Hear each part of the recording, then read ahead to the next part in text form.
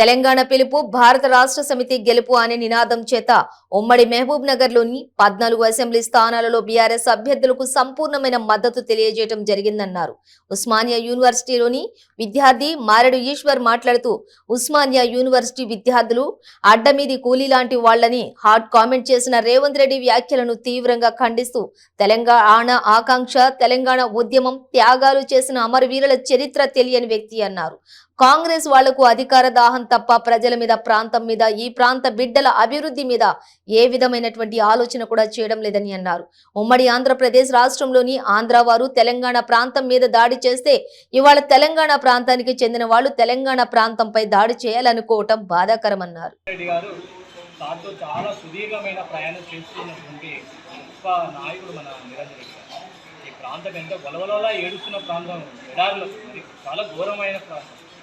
ఇలా మీ తల్లిదండ్రులు చాలామంది కూడా అన్నదాతలు నీళ్లు లేక అప్పుల పాలే చనిపోయినట్టు వాళ్ళ గురించి ఒకసారి మీరు యువ ఓటర్లు ఒకసారి ఆలోచించేయండి. మన బతుకులు మారుతున్నాయి కదా. ఈరోజు కేసీఆర్ ఏ విధంగా ఆలోచన చేసిందో ఈ ఆలోచన గత పాలకులు ఆలోచన చేసి ఉంటే మన బతుకు బాగుంటుంది. మన తల్లిదండ్రులు నాతో ఉండేవాళ్ళు. ఈరోజు ఇంతమంది తల్లిదండ్రులు పోగొట్టుకున్న కారణం ఏంటి? గత పాలకుల యొక్క పాలన విధానమే. మరి ఈరోజు తెలంగాణ పచ్చబడిన తర్వాత తెలంగాణను మళ్ళీ దోపిడీ చేయాలని ఒక ఆలోచన. ఇవాళ రేవంత్ రెడ్డికి ఒక స్పష్టమైన ఒక ఎజెండా ఉన్నది.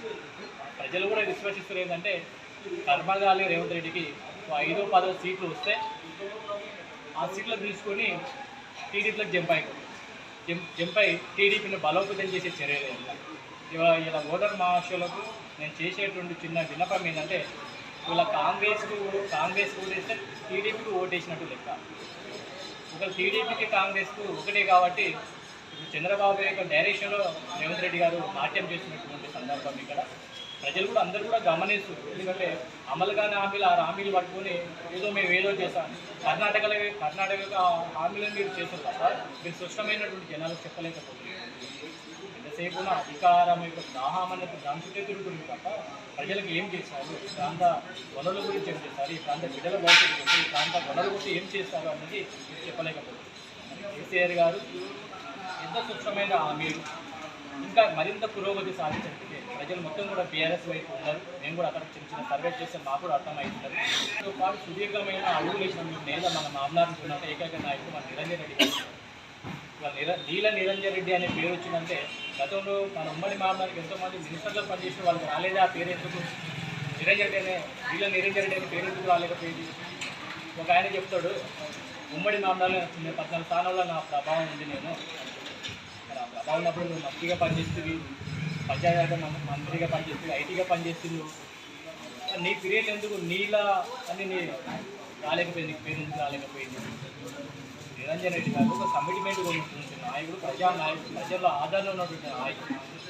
తక్కువ సమయంలో మన కోవిడ్ టైం కూడా సహకరించినప్పుడు తక్కువ సమయంలో ప్రాంతాలు అభివృద్ధి చేసుకోవాలి. ఇవాళ ఎందుకంటే ఇలా పని చేయకుండా ఏదో అడ్డకాలం పెట్టడం. మరి నువ్వు ఆ రకంగా నువ్వు ఆలోచించే దేవుడు ఇవాళ నిరంజన్ రెడ్డి గారిని మీరు కామెంట్ చేస్తున్నారు. మీరు మాజీ మంత్రి గారు మీరే ఓడిపోయారు. ఆ రోజుల్లో 14 స్థానాల్లో 13 గెలిచి ఒకటి మీరే ఓడిపోయారు. నీ ప్రాంతమే ఎడారిమయమైన ప్రాంతం. నువ్వేం చేసినవాడా? వాడు యూత్కి ఏం చేయలేకపోయావు, ప్రజలకు ఏం చేయలేకపోయావు. ఇక్కడ నిరంజన్ రెడ్డి గారు వనపర్తిలో ఎడ్యుకేషన్కు హబ్బుగా మార్చబోతున్నాడు. ఇలా హైదరాబాద్ నగరంతో పోటీ పడేటట్టు చేస్తున్నాడు నిరంజన్ రెడ్డి గారు.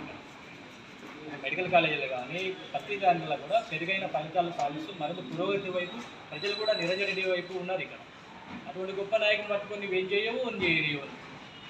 ఇదంటే ఆయన పైసలు సంపాదించేది ఎప్పుడు, మా ప్రాంత అభివృద్ధికి పెట్టేది ఎప్పుడు, మా పిల్లల భవిష్యత్తు కోరేది ఎప్పుడు? ఇతర పక్కల బీఆర్ఎస్ పార్టీ ఉంది.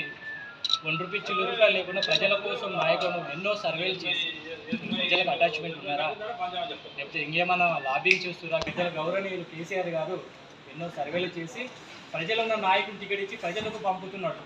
అది ఇక్కడ బీఆర్ఎస్లో ఉన్నటువంటిది కాంగ్రెస్ ఉన్నది. మా కాంగ్రెస్లో టికెట్ 1000 కోట్లు తెచ్చుకొని వాళ్ళు గెలిచిన తర్వాత ఉంటారో ఊడో తెలియదు.